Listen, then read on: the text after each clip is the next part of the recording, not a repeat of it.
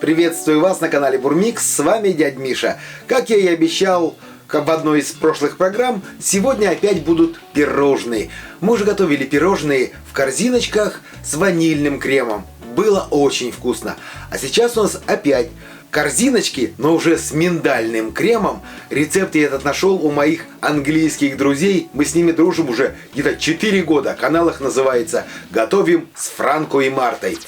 И там такой прям классненький рецептик. Сегодня я вам покажу его. Но как всегда, я же не могу без импровизации. Потому я за основу взял рецепт Марты и немножко добавил своего. Если Марта, допустим, готовит их с ягодами, очень красиво получается, то я сегодня буду готовить с консервированными персиками. Будет, надеюсь, вкусно.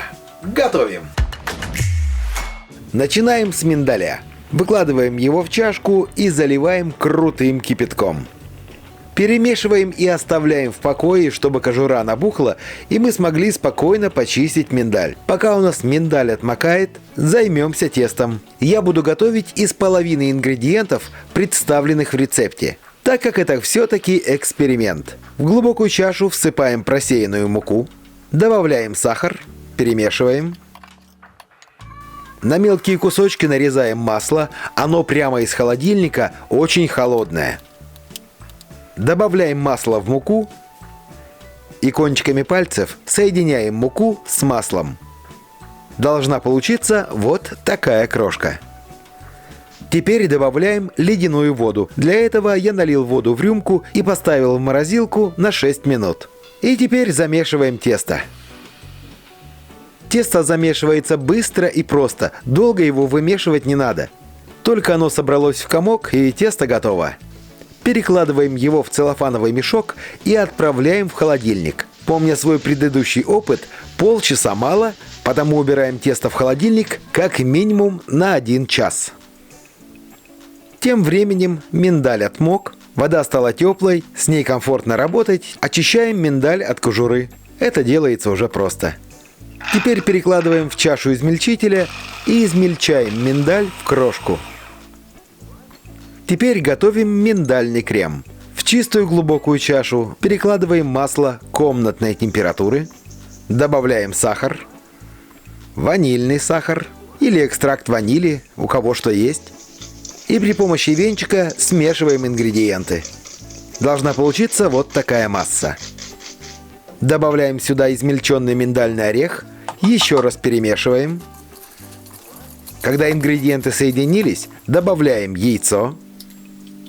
Опять тщательно перемешиваем до однородности. В завершении всыпаем пшеничную муку и домешиваем крем. Вот такой консистенции он получается. Подготавливаем формочки для выпекания. Слегка смазываем их маслом.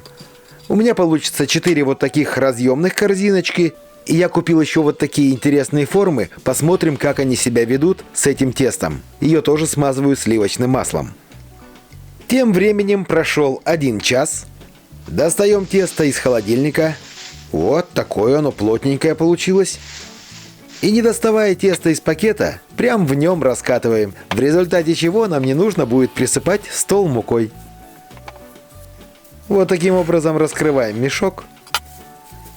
Берем формочку, вырезаем тесто и пальцами разравниваем тесто по форме.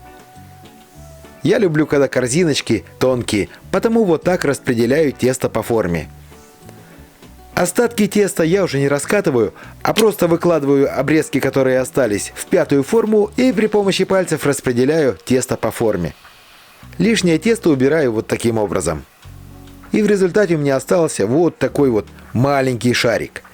Я из него делаю еще меньше шарики. Я их запеку, и у меня получатся маленькие хрустящие шарики. Подготовленные формы выкладываем на противень. Шарики отправляем туда же. Теперь в каждую корзинку выкладываем крем и разравниваем при помощи ложки. Так как я буду готовить с консервированным персиком, я его нарезаю на дольки и украшаю им пирожные. Вот так вставляем прям в крем.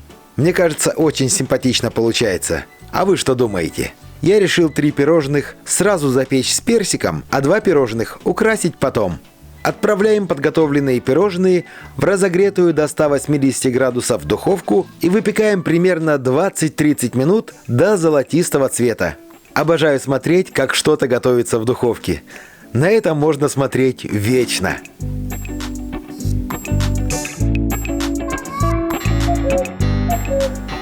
У меня пирожные выпекались 25 минут. Извлекаем их из духовки и даем им полностью остыть. Кстати, шарики тоже приготовились. Давайте попробуем. Блин, как это вкусно!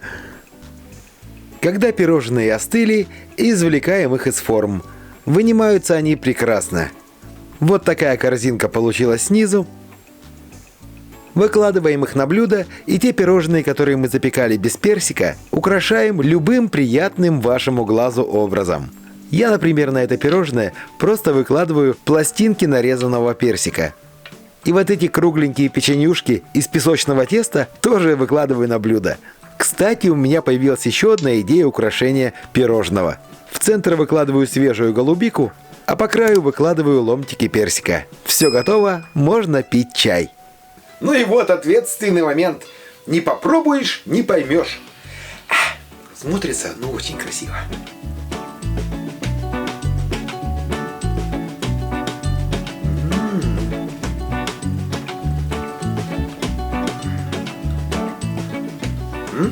Смотрите, какая красота. Сейчас прожую и все вам расскажу.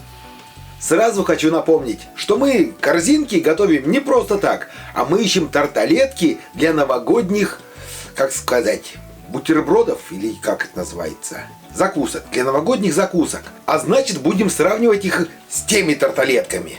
Значит так, если эти тарталетки, они реально песочное печенье. Очень хорошее, очень нежное, и оно не рассыпается. Оно классное, держит форму, ну вы сами все видели. Кстати, как сами пирожные, прям великолепно, очень вкусно. Вот стоит брать этот рецепт и готовить обязательно. А возвращаемся к тарталеткам. Те-то не очень были такие, не песочные, они другие получаются. Хотя почти те же самые ингредиенты. Кстати, если не посмотрели, обязательно посмотрите. Рецепт тоже классный. Ссылка будет в описании. Ссылка будет в описании. Тут Пуня еще пришел помогать. Любитель пирожных. Иди ко мне. Вот. Так что, друзья, вот этот рецепт классный. И, скорее всего, я буду делать с этим тестом. Хотя у меня еще есть несколько рецептов. Посмотрим. Все покажу, все расскажу. И, короче, все узнаете. А пока подписывайтесь на канал, а мы с Пунькой с вами прощаемся. До новых вкусных рецептов. Пока. Бормикс.